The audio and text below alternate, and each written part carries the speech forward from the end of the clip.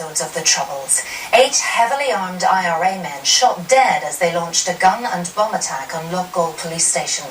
Republicans claimed it was proof of a shoot-to-kill policy. Unionists congratulated the security forces. Now it's claimed a leaked report settles a question about the events of that night. Who fired first? Conor Macaulay reports. It was considered one of the biggest setbacks for the IRA in the course of the Troubles. 8 leading members of its so-called East Tyrone Brigade shot dead by the SAS as they attacked a police station in Loughgall in 1987. A civilian, Anthony Hughes, who was on his way home from work, was also killed. For Republicans, it was more evidence of a shoot-to-kill policy. For the security forces and for unionists, it was a hammer blow to the IRA campaign. Now a report by the Historical Inquiries team appears to settle a question about that incident. Who fired first?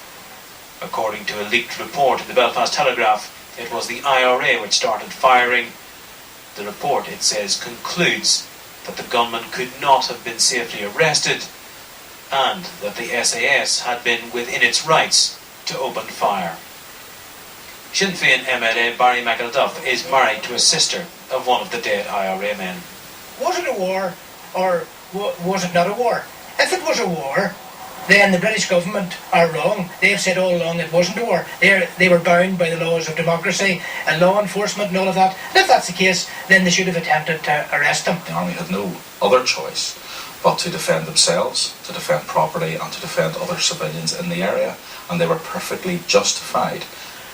The weapons recovered from the IRA unit shot dead that day were linked to 7 previous murders. Interviewed by the BBC's Peter Taylor for his Provo's programme, the Chief Constable of the day, Sir Jack Herman, was unapologetic. And my recollection is they fired first. And I think I would go no further than they fired first. And if the SAS are on the ground and there's firing taking place to kill people, what are they for?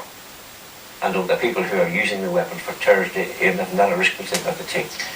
It'll be several weeks before the HET report is released to the families. There have been calls for an investigation into who was responsible for leaking it. Conor Macaulay, BBC Newsline.